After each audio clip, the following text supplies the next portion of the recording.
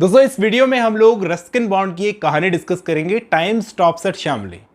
ये थोड़ी सी मिस्टीरियस सी स्टोरी है। चलिए शुरू करते हैं, मिलता हूं इस वीडियो के एंड में। सुबह लगभग 5 बजे का वक्त था। देहरा एक्सप्रेस शामली स्टेशन पर रुकती है जब अंधेरा हो रखा था और आसपास का जंगल हल्की रोशनी में दिखाई दे रहा था। शामली एक छोटा सा स्टेशन है, सिर्फ एक प्लेटफॉर्म, स्टेशन मास्टर का एक दफ्तर बना हुआ था, वेटिंग रूम था, चाय की स्टॉल थी, कुछ फ्रूट वेंडर्स थे और कुछ आवारा कुत्ते। ज्यादा कुछ नहीं। ट्रेन यहाँ सिर्फ 5 मिनट के लिए रुकती है, ना कोई उतरता है ना कोई चढ़ता है, फिर आगे निकल जाती है। जो हमें कहानी सुना रहा है वो अभी 36 साल का है, 36 का, और अभी तक सिंगल, अपने रिश्तेदारों से मिलने जा रहा है। रात का सफर, और जब वो शामली पहुंचा तो 3rd क्लास कंपार्टमेंट में भीड़ थी। उसके पास बैठे एक आदमी से पूछने पर पता चला कि ये शामली स्टेशन है। विंडो से बाहर देखने पर ठंडी हवा चल रही थी जो पहाड़ों से आने वाले पतझड़ का एहसास करा रही थी। प्लेटफॉर्म पर ज्यादा एक्टिविटी नहीं थी, सिर्फ एक फ्रूट वेंडर था जो आम सर पर रखकर इधर उधर घूम रहा था। चाय की स्टॉल पर केतली उबल रही थी लेकिन कोई देखभाल करने वाला नहीं था। हवा में एक हल्का सा सुकून देने वाला मीठापन था। साथी पैसेंजर ने एक किसान था जो कि उसने हमारे वक्ता को, कहानी सुनाने वाले को, एक बीड़ी ऑफर की।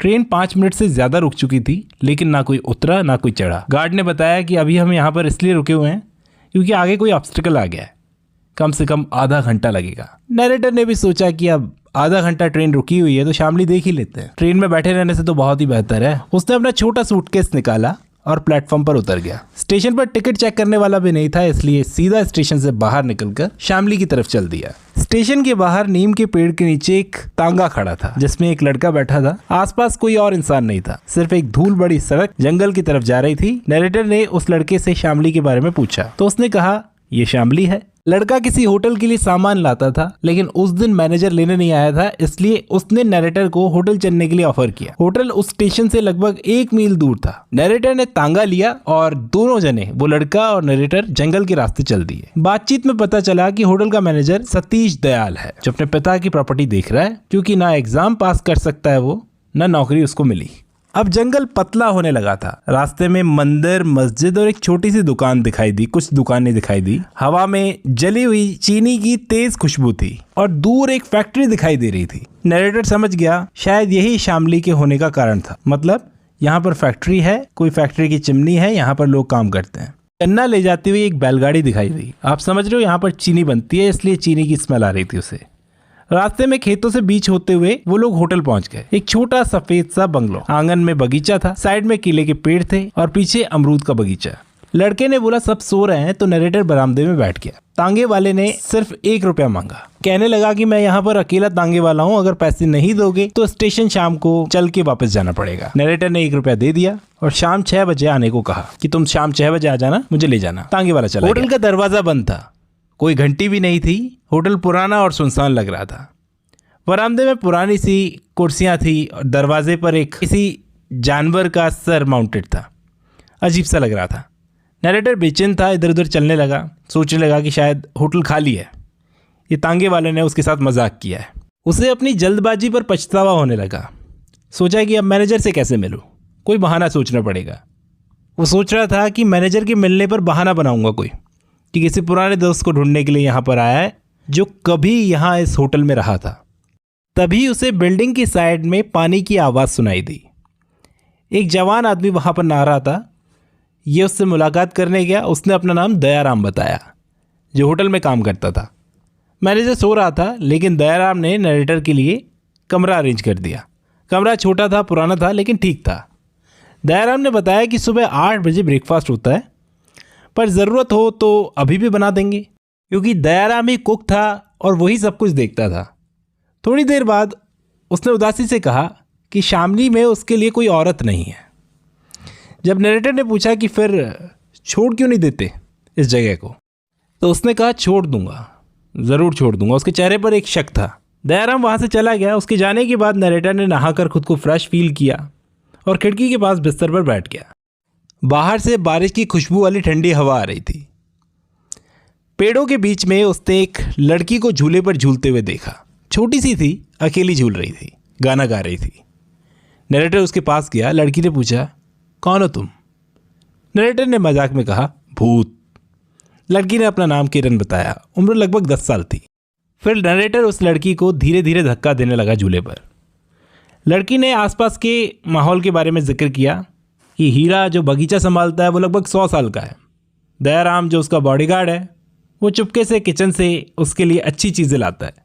किरण नरेटर को बताती है कि वो यहाँ के होटल में नहीं रहती बल्कि एक अलग घर में रहती है जो यहाँ से दिखाई नहीं देता। उसके फादर एक फैक्ट्री में मैनेजर हैं। जब नरेटर पूछता है कि क्या उसके पास खेलने के लिए बच्चे हैं, दूसरे बच्चे, तो वो कहती है कि नहीं।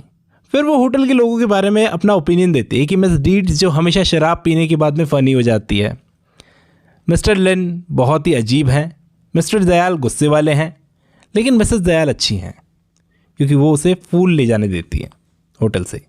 नरेटर किरण की सीधी सादी सी थोड़ी रुथलेस बातों से इम्प्रेस हो जाता है। किरण उससे कहती है कि मैं अभी तो नहीं जानती तुम्हारे बारे में, लेकिन सोचूंगी। वापस होटल जाते वक्त नरेटर एक कमरे में पियानो की आवाज़ सुनता है।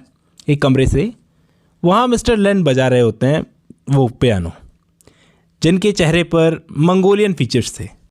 वो थोड़े से उदास थे और हल्का सा हेजिटेट कर रहे थे, जैसे पियानो उनसे लड़ रहा हो।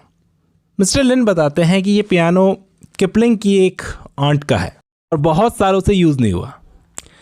फिर वो अपना बैकग्राउंड बताते हैं कि मैं कलकत्ता से हूँ, थोड़ा शुगर कैन बिजनेस से जुड़ा हुआ हूँ, लेकिन असल में बिजनेसमैन नहीं हूँ। आखिर में नरेटर उनसे पूछता है कि आपने पियानो बजाना कहाँ से सीखा।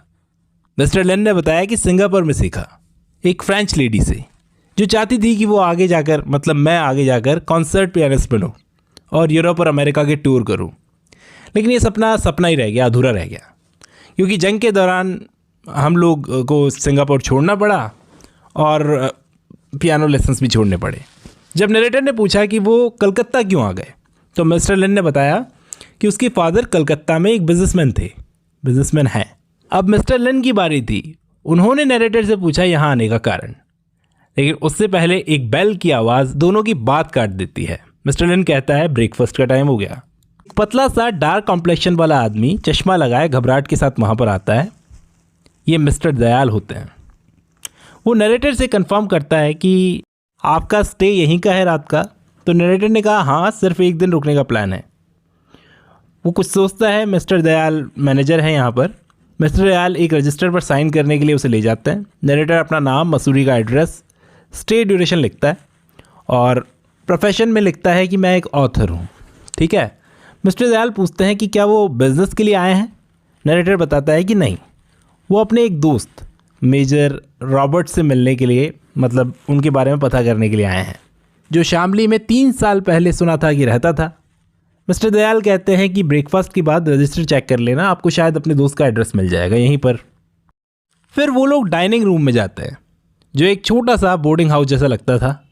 मिस्टर दयाल अपने गेस्ट के साथ में टेबल पर बैठते हैं। मिस्टर लिन नरेटर के साथ बैठे रहते हैं। तभी एक औरत आती है। दयाराम उसके लिए प्लेट्स लाता है। वो लगभग 35 साल की होती है। स्मार्ट कपड़े पहने हुए थे, लिपस्टिक बहुत ही मतलब मेकअप किया हुआ था, इतना पाउडर कि चेहरे की नेचुरल लाइंस भी दिख नहीं रही थी। चेहरा उनका ऑर्डिनरी था उस लेडी का, लेकिन फिगर अट्रैक्टिव। मिस्टर लिन धीरे से नरेटर को बताते हैं यह है मिस डीड्स। उसने सबको ग्रीट किया और मिस्टर लिन पर मजाक करते हुए वहाँ पर बैठ गई। बहुत बातें करती थी वो लेडी। उसने ऑथर से पूछा क्या तुम शादीशुदा हो। ऑथर ने कहा नहीं।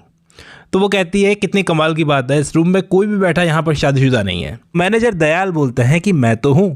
फिर मिस डीड्स ने राइटर को यहाँ आने की वजह पूछी। उसने फिर से वही रॉबर्ट्स वाली कहानी दोहरा दी कि मैं किसी दोस्त को ढूंढने के लिए आया हूँ, लेकिन यहाँ पर उसके लिए एक और कहानी इंतज़ार कर रही थी। मिस्टर लिन ने कहा कि हाँ, वो यहाँ पर आया था। मिस्टर लिन ने कहा कि हाँ, मैं जानता हूँ रॉबर्ट्स को, वो यहाँ पर आया था, बहुत अच्छे हम दोस्त थे। राइटर ने भी उसको टोका नहीं, एक नई कहानी जन्म ले रही थी। मिस्टर लिन ने पूछा आखिरी बार कब मिले थे उससे। तो राइटर ने कहा 3 साल पहले। किसी ने बताया कि वो शामली में है। उसके बाद में उसके गायब होने से पहले उससे मिला था। किसी ने बताया शामली में है, बस इससे ज़्यादा कोई इन्फॉर्मेशन नहीं है। मिस्टर लिन ने कहा हाँ, वो यहाँ पर था, लेकिन अभी शायद वो यहाँ से चला गया तिब्बत। राइटर भी सोचने लगा हैरान होकर कि एक आदमी काल्पनिक रिश्ते क्यों बना रहा है। उसको लगा ये आदमी अकेला है। आखिर उसने पूछ लिया मिस्टर लिन से कि मुझे लगता है आप यहाँ अकेले हैं, एकदम अकेले। तो ये बात मिस्टर लिन को बिल्कुल गंवारा नहीं हुई। उसने कहा कि मैं जब से सिंगापुर से आया हूँ एकदम अकेला हूँ। मिस डीड्स ने यहाँ पर आग में और घी डाल दिया। कहा कि लेकिन आपको तो कोई भी लेटर वगैरह कुछ भी नहीं आता। यहाँ पर शायद मिस्टर लिन चिढ़ गए। उन्होंने कहा कि क्या आपको आता है कोई लेटर? ऐसा लगा वो बिगड़ जाएंगी, लेकिन वो हंसकर बोली, मैं खुद ही लेटर नहीं लिखती किसी को, कोई और मुझसे जवाब क्या एक्सपेक्ट करेगा। लोगों ने सोचा कि मैं उन्हें जवाब दूंगी नहीं, इसलिए चिट्ठियाँ लिखना ही बंद कर दी। अब यहाँ पर मिसेस दयाल का जिक्र आया। मिस्टर दयाल ने कहा कि वो आती होंगी। तो लगा कि वो लेडी शायद किसी से ज़्यादा मिलती जुलती नहीं है, वो इंट्रोवर्ट है। तो इतने में दयाराम आया, जो यहाँ पर सब कुछ देखता है। उसने कहा कि हीरा माली का कुत्ता गायब है, शायद तेंदुआ ले गया। तो पीछे से किरण बोली कि हाँ, तेंदुआ ले गया होगा उसे, यहाँ पर भी आ जाएगा। मैनेजर ने डांट कर उसे चुप कराया लड़की को। दयाराम ने कहा कि सर सच में तेंदुआ है, आप चल कर देखो, पेड़ के नीचे उसके पैरों के निशान है। मैनेजर ने जाकर देखा, मिस्टर दयाल ने, सच में पेड़ के नीचे तेंदुए के पैरों के निशान थे। सब तेंदुए के बारे में सोच रहे थे, लेकिन हीरा अपने कुत्ते के बारे में सोच रहा था। जब वो झाड़ियाँ इधर उधर कर रहा था, देख रहा था अपने कुत्ते को, तो लेखक ने देखा, राइटर ने देखा कि उसके चेहरे पर किस तरह से झुर्रियाँ पड़ी हुई थी, उसके पूरी बॉडी पर। फिर उसने दयाराम को देखा जो जवान था। फिर इसने सोचा कि कभी ये भी दयाराम जैसा जवान रहा होगा और दयाराम कभी ना कभी इसके जैसा हो जाएगा। सोचने लगा कि कैसे हमारी स्किन एक पेड़ के पत्ते की तरह होती है, धीरे धीरे वो सूखे पत्ते की तरह हो जाती है। एक एक करके वो सबकी स्किन के बारे में सोचता है, किरण, मिस्टर लिन, मिस डीड्स, कि इन सब की त्वचा जो है एक सूखे पत्ते की तरह हो जाएगी। फिर उसे मिसेस दयाल का ख्याल आता है कि जाने उस लेडी की त्वचा कैसी होगी। फिर वो हीरा माली से पूछता है कि वो कुत्ता कब से तुम्हारे साथ में था। वो अपने और कुत्ते के जुड़ाव के बारे में बात करता है, कहता है कि काफ़ी लंबे समय से वो मेरे साथ में था, मेरा उससे इमोशनल बॉन्ड था, मेरे बीवी बच्चे सब तो मर गए, मैं ही नहीं मर रहा हूँ। 6 साल से वो मेरे साथ में था, एक दिन सब मर जाएंगे, सिर्फ मैं ही शामली में रहूँगा, शामली में भूत रहेंगे और मैं रहूँगा। तब से यहाँ पर हूँ जब से ये शामली स्टेशन बना भी नहीं था। पहले ये सिर्फ एक गांव था जहाँ पर बैलगाड़ी आती जाती थी। अब चीनी की फैक्ट्री लगने के बाद में ये एक कस्बा बन गया है, लेकिन अब भी जंगल का बहुत सारा हिस्सा बचा था। काफ़ी लोग यहाँ पर आए, लेकिन यहाँ पर रुके नहीं, सब चले गए, लेकिन मैं यहीं पर रुका रहा। और अब शामली में ज़्यादा लोग नहीं आते, लेकिन मेरे बगीचे में बहुत सारे फूल आते हैं। राइटर अपने कमरे में लौटा। वो अपनी शांति से बैठा हुआ था, तभी उसे दरवाज़ा खुलने की आवाज़ आई। आदमी के हाथ में बंदूक थी। लेखक ने तुरंत उस पर वार किया और उससे उसकी बंदूक छीन ली। वो आदमी मिस्टर दयाल था। मिस्टर दयाल बोले कि मैं ये बंदूक लाया था तेंदुए के पीछे जाने के लिए और तुम्हें बुलाने के लिए कि आप चलो मेरे साथ में। वो लोग तेंदुए को ढूंढने के लिए गए, लेकिन तेंदुआ तो नहीं मिला। राइटर यहाँ पर सोचने लगा कि कुछ ही टाइम पर वो तांगे वाला लड़का यहाँ पर आ जाएगा मुझे लेने के लिए और ये स्टेशन पीछे छूट जाएगा शामली। फिर वो सोचता है कि मिसेस दयाल से तो मैं अभी तक मिल ही नहीं पाया। वो सोचता है कि मिसेस दयाल ही शायद वो मिस्ट्री होगी जिसकी वजह से यहाँ पर मैं इस स्टेशन पर उतरा। वही एक मिस्ट्री है, उन्हीं से मिलना है। उसे बहुत एक्साइटमेंट होती है मिसेस दयाल से मिलने की। वो तुरंत होटल लौटता है। वो आया और देखा कि झूले पर किरण झूला झूल रही थी। उसे बहुत थकान हो गई थी सफ़र के कारण। वो वहीं घास पर सो गया। उठा तो उसने देखा कि कोई और झूला झूल रहा था, लेकिन ये कौन था पता नहीं। उसने गुलाबी साड़ी पहन रखी थी, कोई और ही थी। उसने गुलाबी साड़ी पहन रखी थी, किरण तो नहीं थी। वो झूला रोक देती है और कहती है कि तुम बिल्कुल नहीं बदले। दरअसल वो राइटर के बचपन की दोस्त थी सुशीला, और बताती है कि मैं ही हूँ मिसेस दयाल। दिल्ली के बारे में पूछती है, दोस्तों के बारे में पूछती है। फिर वो पूछती है कि तुम यहाँ पर क्यों आए शामली में।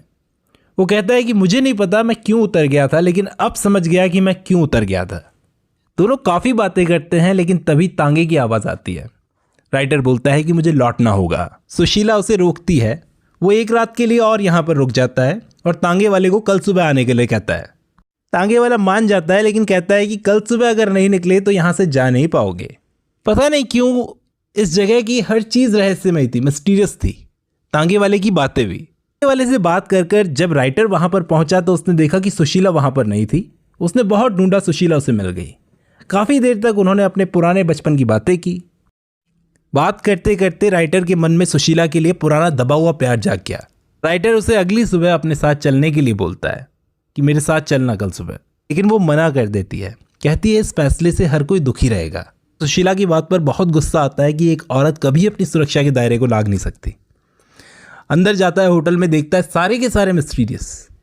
उसे तांगे वाले की वो बात याद आती है कि ये लोग सच में बहुत अजीब हैं। अगर मैं कल सुबह यहाँ पर से नहीं निकला, इस जगह से नहीं निकला, तो कभी नहीं निकल पाऊंगा। रात को एक खबर आती है कि होटल के पीछे की दीवार ढह गई है। मतलब इतनी अजीब चीज़, सारे के सारे एक जगह पर इकट्ठे होकर जमा हो रहे हैं। गया, जाकर देखा सुशीला खिड़की के पास खड़ी थी। वो खिड़की के पास सुशीला के पास खड़ा हो गया। सुशीला ने उससे पूछा कि तुम कब जा रहे हो? उसने कहा कल सुबह 7 बजे।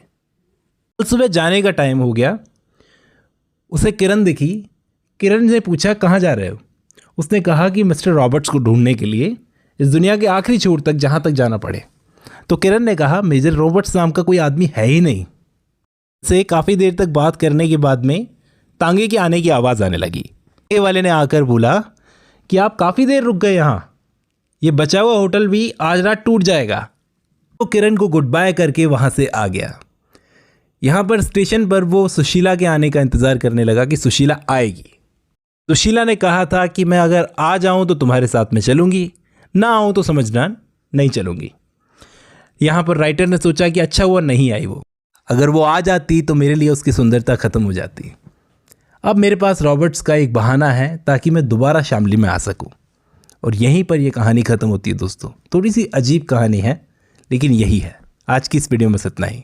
अब जब आपने ये वीडियो खत्म कर ली है तो मैं उम्मीद करता हूँ आपको ये कहानी समझ में आई है। आज की इस वीडियो में इतना ही।